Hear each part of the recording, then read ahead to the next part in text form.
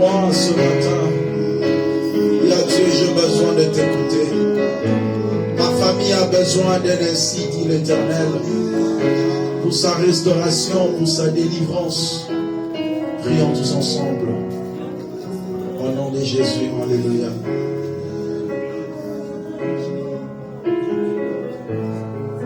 Alléluia, Jésus.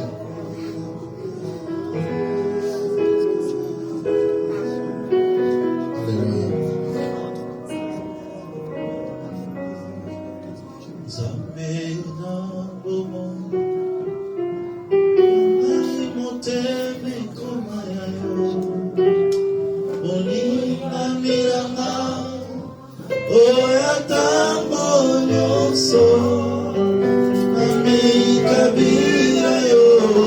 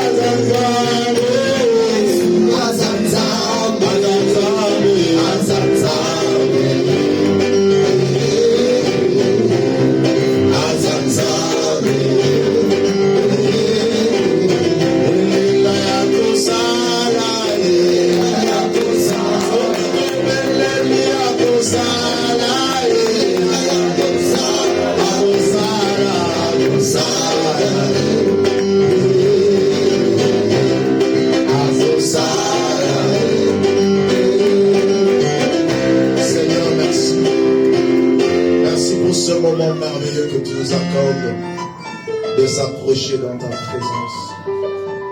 Loué soit ton nom, Seigneur Jésus. Ton amour est grand. Ta grâce est là. Merci pour cette matinée que tu nous as accordée pour écouter ta parole. Merci pour ces cultes en faveur de nos familles, Seigneur. Nous te rendons grâce et nous te rendons gloire pour toutes les merveilles que tu fais dans nos vies, Seigneur. Au nom de Jésus que nous avons ainsi prié. Amen. Gloire au Seigneur. Saluons-nous les uns les autres avec amour et avec joie. Déclare une parole de bénédiction pour ton frère, ta soeur qui est à côté de toi. Que le Seigneur soit glorifié pour son amour. Alléluia. Nous commençons aujourd'hui nos 5 dimanches en faveur de famille. L'objectif dans ces enseignements que nous allons parcourir pendant ces temps, c'est de poser le fondement solide sur nos familles, la manière de diriger nos familles, la manière de se comporter en famille et le parcours de toutes choses. C'est important pour nous. La Bible ne manque pas de nous révéler des choses concernant la gestion et le parcours de la famille. Et il serait important pour nous de commencer par la genèse de la chose, la constitution de la famille, ainsi que la manière dont la famille évolue.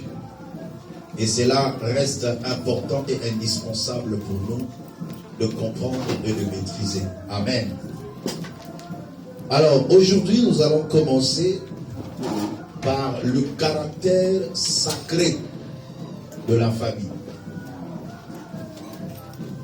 Le caractère sacré de la famille. Pourquoi la famille est sacrée? Qu'est-ce qui fait que la famille porte un caractère sacré? C'est ce que nous allons voir. Mais dans le canevas de l'enseignement, nous allons parcourir par la constitution de la famille, c'est-à-dire la base, la forme de la famille et la gestion de la famille. J'introduis. C'est quoi la famille? Qu'est-ce qui compose la famille? Je suis dans Genèse, chapitre 2. Genèse, chapitre 2, à partir du verset 18. La Bible déclare: L'Éternel Dieu dit, il n'est pas bon que l'homme soit seul. Je lui ferai une aide semblable à lui. L'Éternel Dieu forma de la terre tous les animaux du champ et tous les oiseaux du ciel. Et il les fit venir vers l'homme pour voir comment il les appellerait. Et enfin que tout être vivant portât le nom que lui donnerait l'homme.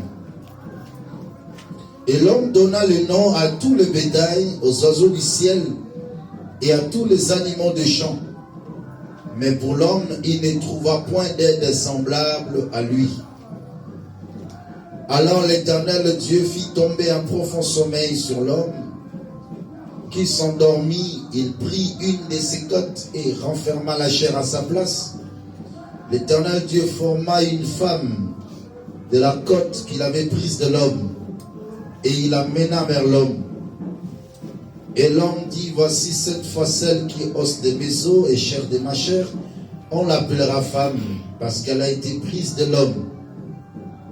C'est pourquoi l'homme quittera son père et sa mère et s'attachera à sa femme, et les deux, et ils deviendront une seule chair. C'est la parole du Seigneur.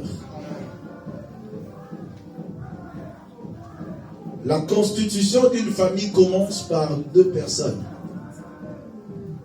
Aussi longtemps quelqu'un est seul, on ne peut pas parler de la famille. On commence à parler de la famille lorsque ça commence avec deux personnes. Et bien sûr, des sexes différents. Quand il y a un mariage des homosexuels, on ne parlera pas normalement de la famille. Même si le monde le modernise, mais selon la volonté de Dieu, cela n'existe pas. On parle de la famille lorsqu'il y a un homme et une femme. Tout commence par là. Et les enfants viennent après pour renforcer la famille. D'où maintenant, d'une manière générale, la famille est constituée d'un père, d'une mère et des enfants. Mais déjà à partir de deux personnes, on commence à parler déjà de la famille. Donc la famille commence avec l'homme et la femme. Est-ce que quelqu'un est en train de comprendre? Ça, c'est très important. Donc, quand il y a une seule personne, il n'y a pas de famille. La famille commence lorsqu'il y a deux personnes et ainsi que les enfants. Mais la question se pose. Pourquoi la famille a un caractère sacré? Première raison. Parce que la famille est une institution divine qui commence par le mariage. La famille, c'est une institution divine, c'est-à-dire c'est Dieu qui l'a établie. Donc la famille porte un caractère sacré parce qu'elle a été établie et instituée par Dieu lui-même. Ça, c'est la première raison fondamentale d'une famille. Deuxième élément qui atteste le caractère sacré de la famille est que le choix d'une famille est un choix judicieux. C'est-à-dire c'est un choix qui ne dépend pas de l'homme. Si aujourd'hui tu te retrouves dans ta famille, le choix de cette famille, tu ne l'as pas fait. Donc c'est-à-dire personne ne peut dire que j'ai choisi ma mère ou j'ai choisi mon père.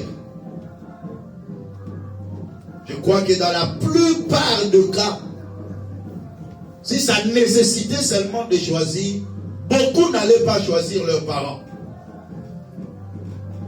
Peut-être à cause de l'irresponsabilité, peut-être à cause de la pauvreté, peut-être.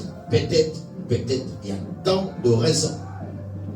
Mais Dieu nous les a imposées. Ton père, Dieu te l'impose. Ta mère, Dieu te l'impose.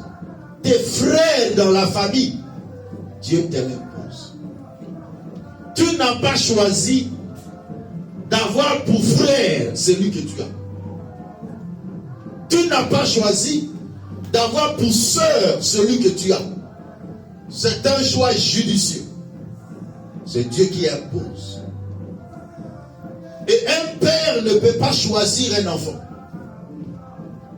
Une mère ne peut pas choisir un enfant. Dieu lui impose. Donc vous comprenez que comme ça ne dépend pas de nous, la famille porte un caractère sacré. Comme on ne choisit pas de famille, bien aimé, pour la constitution d'une famille, la jeunesse d'une famille, c'est un choix. Parce qu'un homme peut choisir une femme. Une femme peut choisir un homme. Mais lorsque la famille est déjà constituée et qu'il y a des dérivés, ça ne dépend plus de la volonté de l'homme. J'entendais nos parents dire,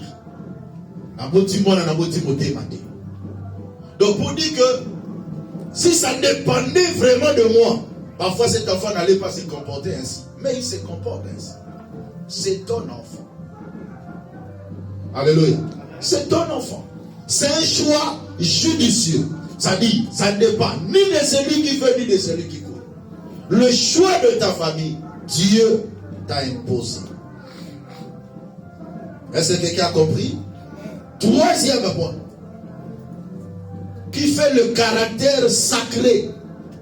Parce qu'il avait dit, je donne 3 raisons majeures qui fait le caractère sacré d'une famille. Troisième raison majeure, la prise en charge de sa famille est obligatoire. Ou c'est une obligation divine. C'est comme ça qu'il faut le dire. La prise en charge de sa famille est une obligation divine. Je répète encore. La prise en charge de sa famille est une obligation divine. Dieu a fait de la sorte que lorsque la famille se constitue entre père et mère, ils donnent des enfants. Ce sont des parents qui prennent les enfants en charge. Alléluia. Tout père ou toute mère prend en charge ses enfants ou leurs enfants. C'est une obligation divine. Et même l'État l'a imposé aussi. La prise en charge de son enfant. Mais il n'y a pas seulement la prise en charge des enfants par le parent, mais il y a aussi la prise en charge des enfants pour le parent. Lorsque le parent devient vieux, il y a maintenant la symétrie. C'est quelqu'un qui est en train de comprendre. Lorsque vous naissez en tant qu'enfant, c'est la charge, la responsabilité des parents. La responsabilité des parents de nourrir les enfants, de prendre en charge de ces enfants. Mais lorsque les parents deviennent vieux, c'est maintenant la responsabilité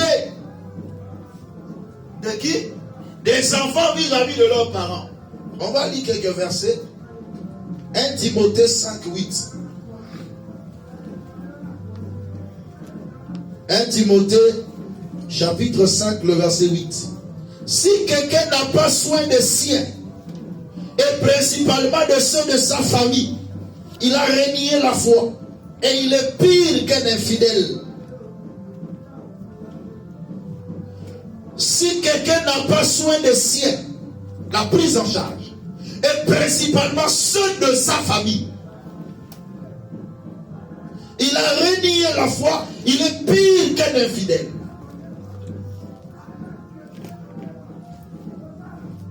Un père ne doit pas abandonner ses enfants. Une mère ne doit pas abandonner ses enfants. La prise en charge, c'est une obligation divine parce que ça fait partie du caractère sacré de la famille.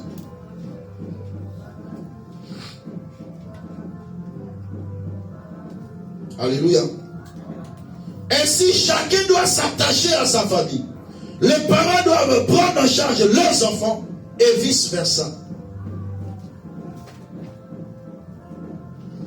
Verset 4. Toujours 1 Timothée 5, verset 4.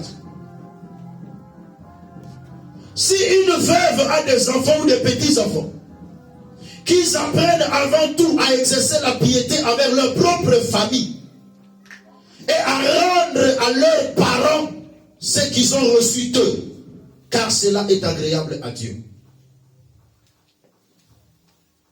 Je répète, si une veuve a des enfants ou des petits-enfants, qu'ils apprennent avant tout à exercer la piété envers leur propre famille. Que les enfants exercent la piété envers leur propre famille. Et à rendre à leurs parents ce qu'ils ont reçu d'eux. Car cela est agréable à Dieu. Quand les parents prennent leurs enfants en charge, les enfants doivent comprendre. Il y aura un jour que eux aussi, ça sera leur tour de prendre leurs parents en charge. Voilà pourquoi, bien-aimés dans le Seigneur, j'interpelle tous parents à cultiver déjà une très bonne relation avec ses enfants, afin qu'un jour, ta prise en charge ne soit pas hypothéquée. Alléluia. Ça, c'est très important. Tu ne peux pas abandonner un enfant. Et les les enfants ne peuvent pas abandonner leurs parents. La prise en charge est très très importante. Et c'est une obligation divine.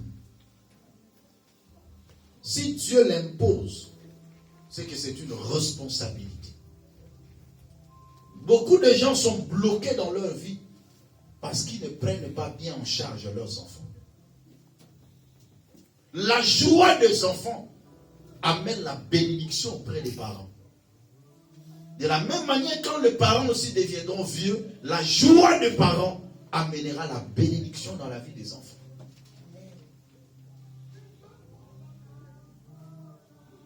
Dans ces 5 dimanches, je serai un peu trop dur et il faut me supporter. Parce que on ne blague pas avec la famille. Celui qui échoue dans la constitution de la famille, il échoue dans la vie. Et l'objectif de cet enseignement, c'est pour restaurer des familles. Restaurer là où il y a des couacs. Afin que nous puissions mener une vie paisible. Et dans la vie, il faut voir plus loin. La Bible déclare, un homme prudent voit le mal de loin et se cache. C'est-à-dire, ce que nous faisons aujourd'hui détermine l'avenir de demain. Il faut anticiper les choses. Est-ce que nous sommes ensemble? Ésaïe 45, verset 10. Ésaïe 45, verset 10. Malheur à qui dit à son père, pourquoi m'as-tu engendré? Et à sa mère, pourquoi m'as-tu enfanté? On dit malheur à celui qui dit à sa mère, pourquoi m'as-tu enfanté? À son père, pourquoi m'as-tu engendré? Il y a la malédiction sur la vie d'un enfant lorsqu'il méprise sa famille. Un enfant, lorsqu'il méprise sa mère, lorsqu'il méprise son père, il y a une malédiction qui s'abat sur l'enfant. Le pleur d'une mère, le pleur d'un père n'apporte pas la bénédiction chez un enfant. À cause du caractère sacré de la famille. Prenons encore beaucoup de versets pour les enfants vis-à-vis des parents et les parents vis-à-vis des enfants. Je suis dans Proverbe chapitre 20, le verset 20. Qui dit la Bible? Proverbe 20, 20. Si quelqu'un maudit son père et sa mère, sa lampe s'éteindra au milieu des ténèbres.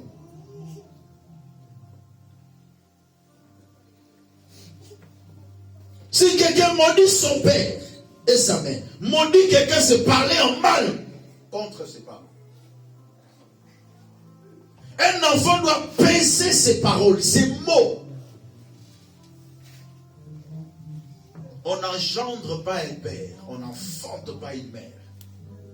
Un père reste un père, une mère reste une mère.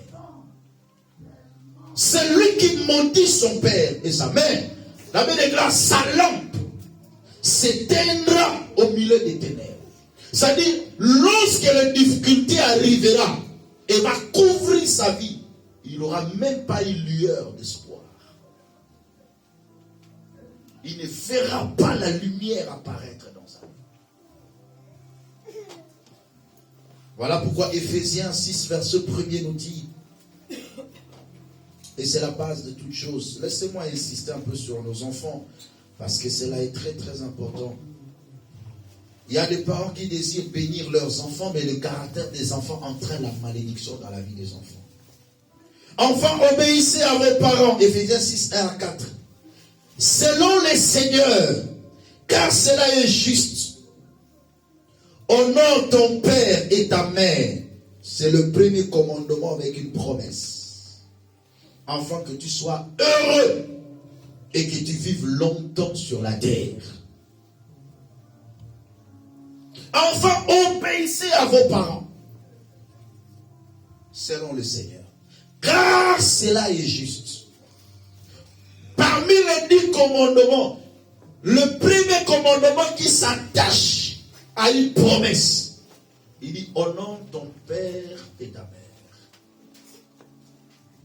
quelle que soit la nature de tes parents, il faut les honorer quand tu es un enfant.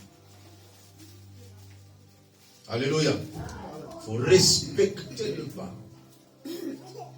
Je répète, on n'enfante pas une mère. On n'engendre pas un père. Et le choix des parents, c'est un choix judicieux. C'est-à-dire, ça ne dépend pas de toi. Nous, on a grandi dans un quartier où les enfants avaient, leurs parents étaient vraiment un peu pauvres. Et le père était très court et de petite taille. Mais comme la maman avait un peu de la masse, on va en parler même dans la profondeur de nos enseignements. Et alors les enfants n'avaient pas du respect vis-à-vis de leur père. Quand même ils recevaient leurs amis, leurs collègues de classe, leurs amis de classe à la maison, ils disaient, c'est notre sentinelle. Alléluia. Je vous dis que la sécheresse est abattue dans cette famille d'une manière terrible. Et ce père-là n'a pas vécu longtemps. Il est mort. Et la famille est restée dans la misère. Quelle que soit la nature de ton père, quelle que soit la taille de ton père, enfant, honore ton père et ta mère. Selon le Seigneur. C'est le premier commandement avec une promesse. La Bible déclare, afin que tu sois heureux et que tu vives longtemps. Et je vous dis que la finalité de ces enfants, il y a eu un homme qui a enceinté la mère et la fille. Alléluia.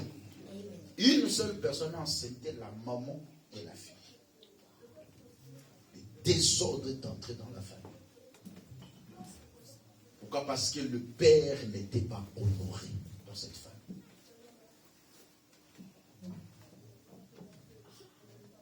Afin que tu sois heureux, le bonheur sur la terre, c'est lorsque tu sais honorer les parents. Pour que tu vives longtemps sur la terre. Verset 4.